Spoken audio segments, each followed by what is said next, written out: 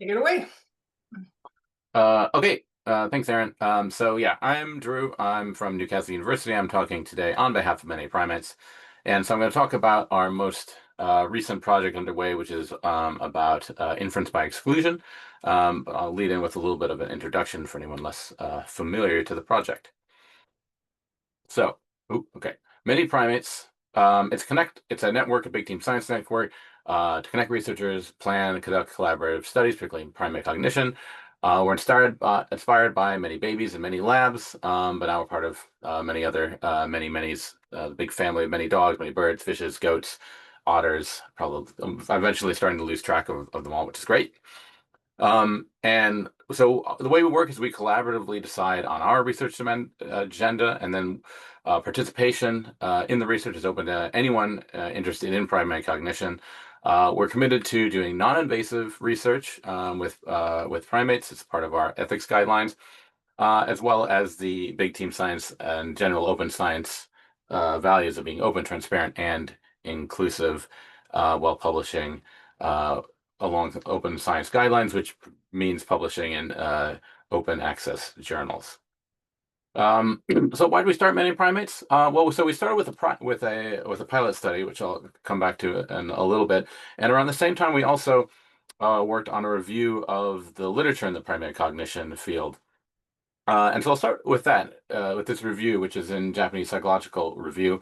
And particularly, we wanted to look at which species of primate get studied, what the kind of samples look like in these studies, and how do we had compared across species in the previous literature. So included articles with original data from at least one primate species, excluding humans, that studied some kind of psychological process and involved at least one experimental manipulation.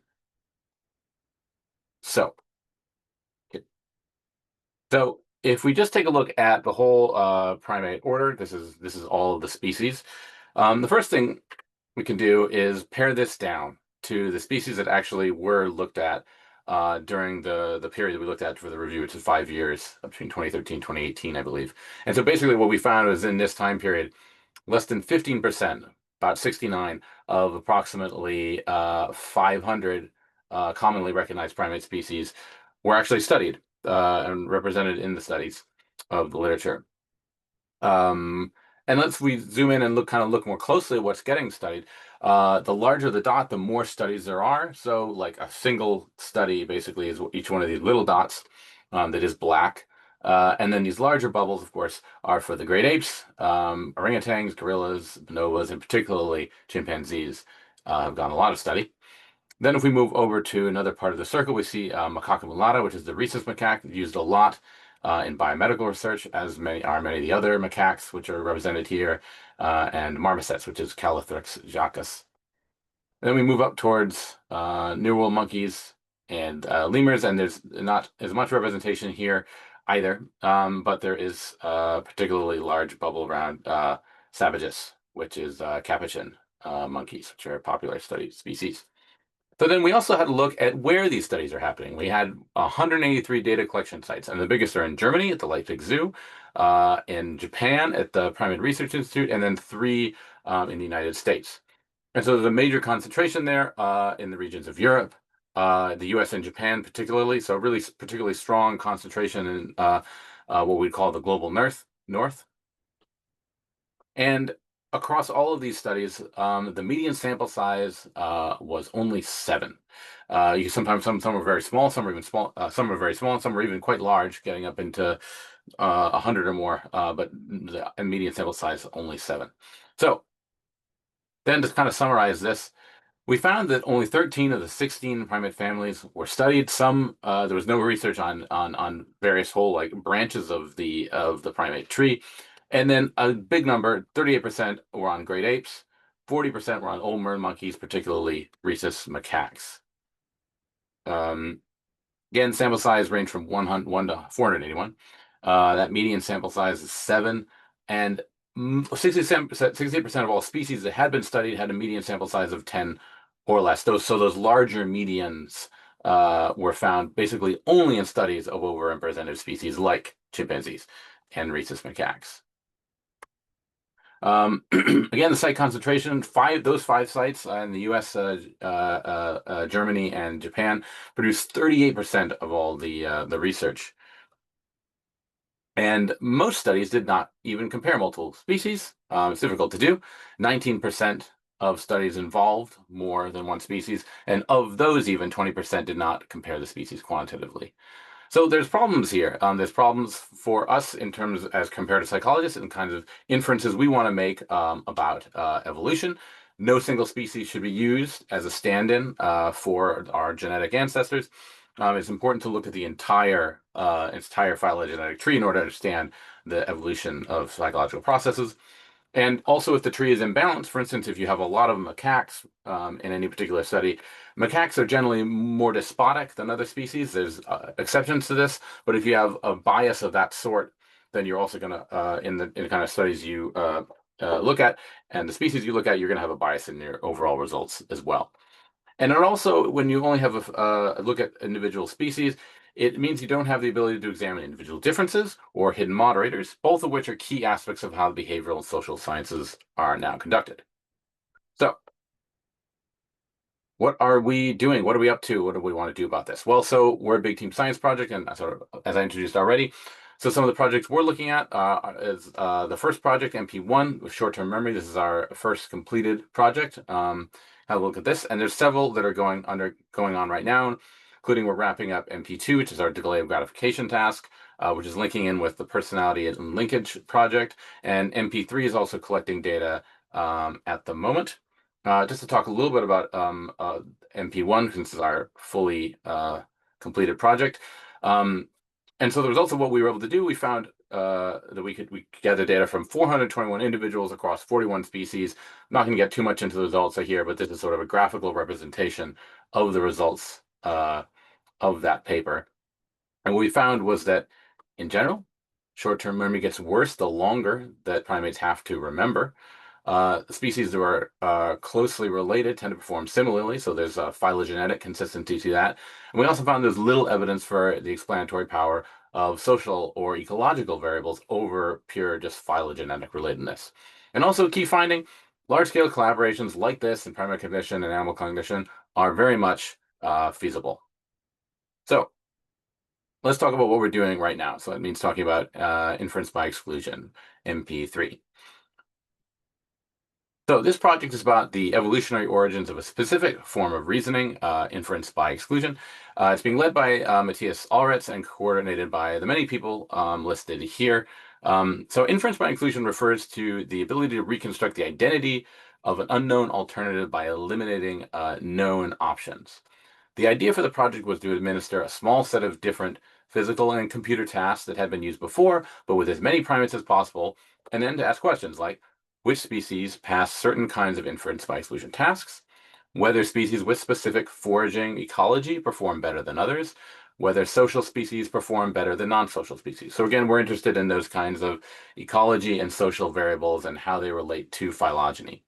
And then also because we had multiple tasks, we wanted to look at whether the tasks converge psychometrically. That is, does an individual performs well in one task also perform well in others?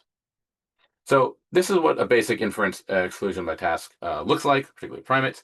So let's say you have two hollow containers, usually cups. You'll present these. Imagine you're a primate looking at this.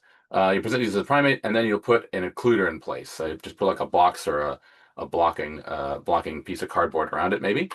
And then you'll see some kind of treat go in. Maybe we'll call that an apple. It goes into here somewhere, but you don't see where.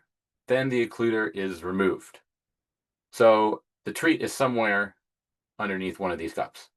So then the experimenter will lift one of the cups and reveal that there is no treat underneath that cup. So the obvious inference to make here is that the treat is under the other cup. This is a classic inference by exclusion task. Exclude one option, infer the location of the actual treat.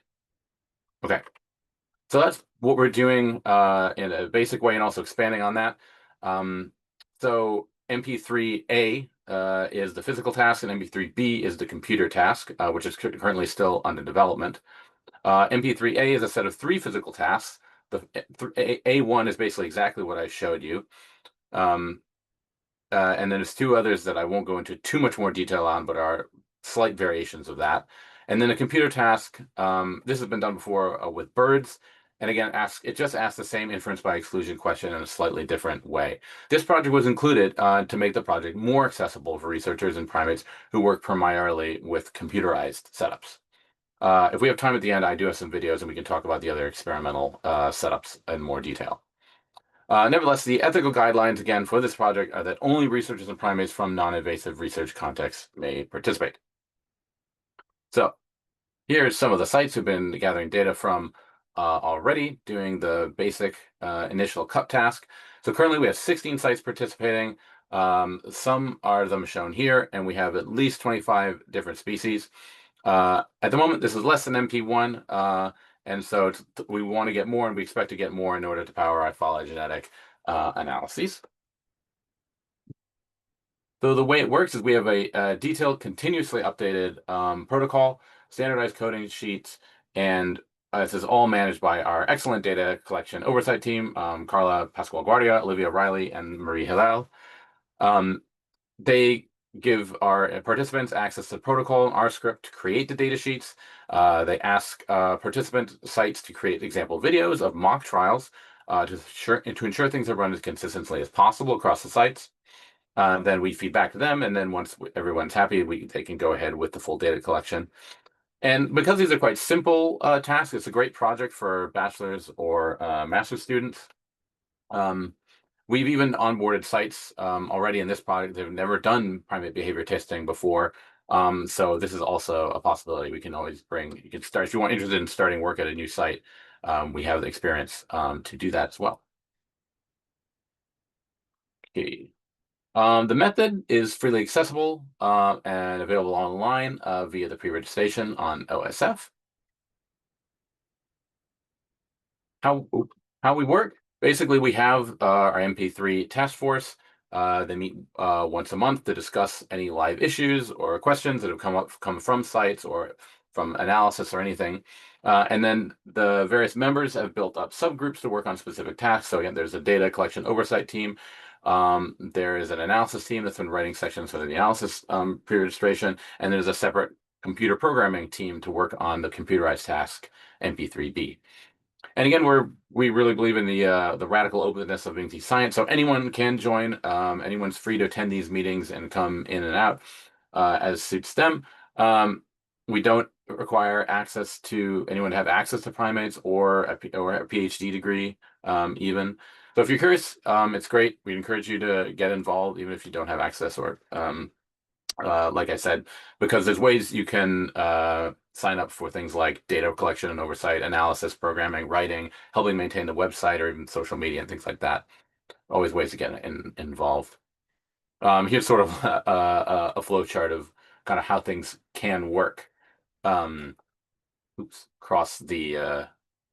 Sorry, I lost my slides. That I'm doing a funny thing. Nope. There we go. Yeah, flow chart of kind of how different roles play out across the longevity of a project. There's always people working on coordination and troubleshooting from the early point of topic selection. And topic selection leads into the pre-registration and procedure development to data collection to analysis. And once you start getting data, then you need more people for data curation. And at the same time, you need people reaching out to sites. First reaching out to research sites and researchers who may be interested, and then eventually that sort of transitions into and has transitioned into public outreach and engagement with like zoos and places where we work, so that they can take advantage of the kind of work that we do. Some of the most interesting sort of outreach conversations I've had is with keepers working at zoos who really like talking about some of the ManyPrimates projects that they participated in because they're simple. That simplicity really it makes them a good thing to talk about with zookomers, with visitors to the zoo, and also it's a nice way for the zoo to show that they're participating in research and they're doing something. They're doing something in addition to into fulfilling their own outreach goals with the public. Yeah. So to sorry to summarize, many primates is kind of a unique addition to the scientific toolbox for studying the evolution of primate cognition. We complement what's going on in the animal cognition and animal behavior community um, already, and has been going on for many years. We're made possible by an extremely collaborative effort. And one of our motivations is to just move the field forward to kind of lay firm foundations in our understanding of what primates can and can't do cognitively, what those kind of basic capacities look like, so we can kind of understand them with more nuance in further experiments.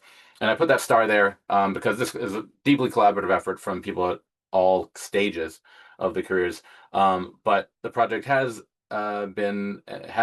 benefited and will continue to benefit from the involvement of ECRs, kind of all kinds of ECRs, who have played a big role in making ManyPrimates possible. Okay, so if you're interested, here's some ways you can get in touch with us. There's links to our website, social media accounts, or if you happen to know anyone at any of these sites, be happy. You can always chat to someone who's already contributing if you want to get more information that way. If you're interested in MP3, you can email the coordination team. If you have general inquiries, like if you want general inquiries from me, you can email the main mailing list at the bottom of the slide. Again, we really encourage ECRs to kind of be the next generation of our project leaders. So if you're an ECR and you watch this and you have an idea for a primate cognition experiment topic you'd like to see in a big team science project, get in touch with us, get involved, and we're always very happy to welcome new folks and their ideas. So I just like to offer my thanks. This is a big team effort, so there's just too many people and institutions to name, so I'll just give a thank you to everyone who has been involved, all the humans, primates, otherwise. And again, here's all the contact information. And yeah, I'm happy to answer any questions.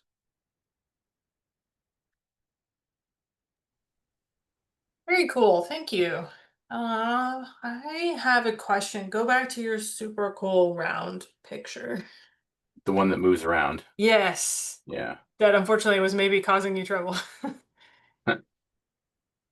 This guy. Yeah. You want it all the way out? Sure. It's just so nice.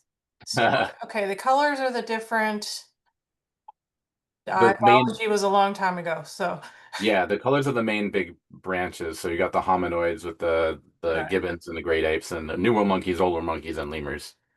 All right. So, is there a particular reason why there's more in one color than other? Maybe access, or is it just because they're easier to work with, or like any reason?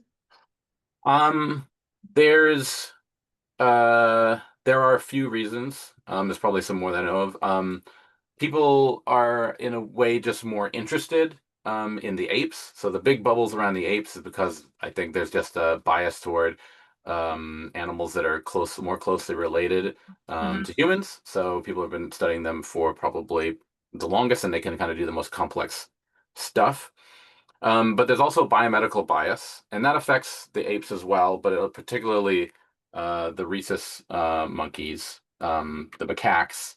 Rhesus monkeys are one of the most used Mm-hmm. monkey in biomedical research. So even if we're not looking at biomedical research, like in the United States, there are the 9 national primate centers, and they have breeding programs. And so if you want to study primates and you're at a university and you want to get a hold of some primates to study, it's by far the easiest to get rhesus monkeys Hmm. because there are breeding colonies all around the country that can get you rhesus monkeys.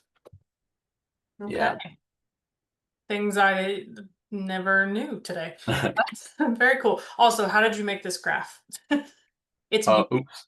Let me go back into it. I didn't make the graph. But the code is all available on GitHub for this project, so you can go and check it out. I want So to it's a say it's GG plot kind of graph, kind of circular. Okay. It's really yeah, nice. I really like yeah, it. yeah. It's Um, it might even be called it's called a phylogram. The package, the art package may even be called like GG Philo or something. Makes sense. Other folks. So I'll keep asking questions. It was really interesting to see what you guys are up to. I always love the videos of the animals themselves, um, doing the task. Because I used to think like, how's many fishes doing this? And then you showed a Mm. video, and I was like, oh, okay, this makes sense. Um, I guess what's the ultimate goal for like if you had to take a step back and think about like what's the biggest picture question that you think you guys are answering? Um, I mean, it's hard to say because it goes project by project. Like the biggest question was like, what is the evolution of short-term memory with the first one and each one is like a different cognitive domain. Mhm. It's a little bit difficult to break it down more than that. Earlier on, like closer to the replication crisis, it was also kind of a question of, what is the reproducibility of psychological science was the big question in that science paper. Right. Then what is the reproducibility and replicability of primate cognition research? Which isn't, we don't have anything like actively looking at that at the moment. So it is, yeah, I mean, Just like cognitive origins, and I guess would be of different processes. Okay. Because you had yeah. a really nice graph of kind of the forest plot, and it looks a lot like people in the sense that so much individual variability. So just thinking about the difficulty of accounting for that and then biology, right? Because at least humans are moderately biologically similar, right? And so I was thinking you have a hard time because you have to account for both sides of it. Like if can I Mhm, literally compare these types of monkeys to these types and that kind of thing. So, mhm. Yeah, yeah, it's a really important question. And Ben Farrar at one of our many minis webinar, I think it's online. I think it's online now.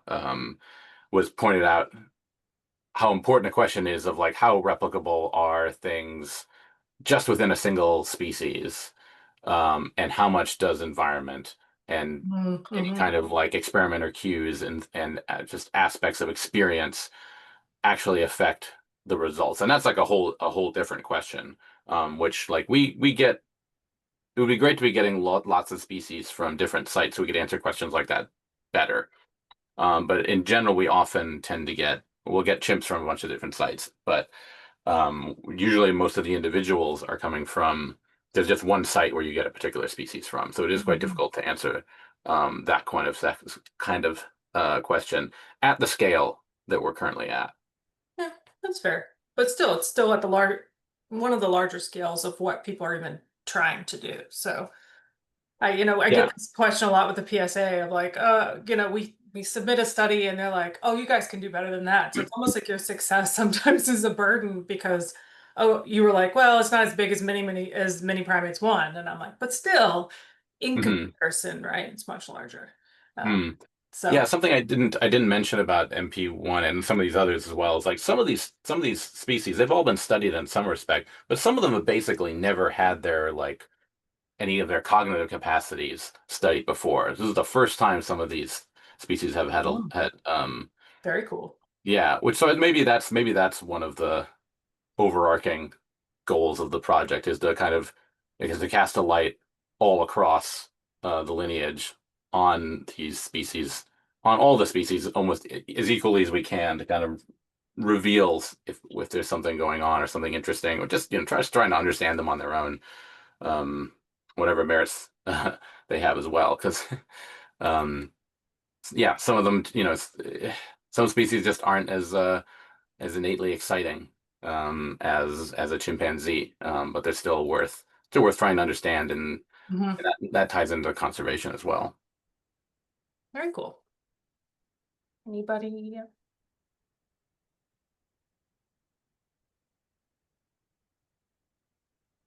Like it's like classrooms, I think sometimes people just giving you the like dead in the eyes look. Cool. Well, thank you. I really enjoyed that. It's early here, so I'm Yeah. asking intelligent questions. But I will hit stop on the recording.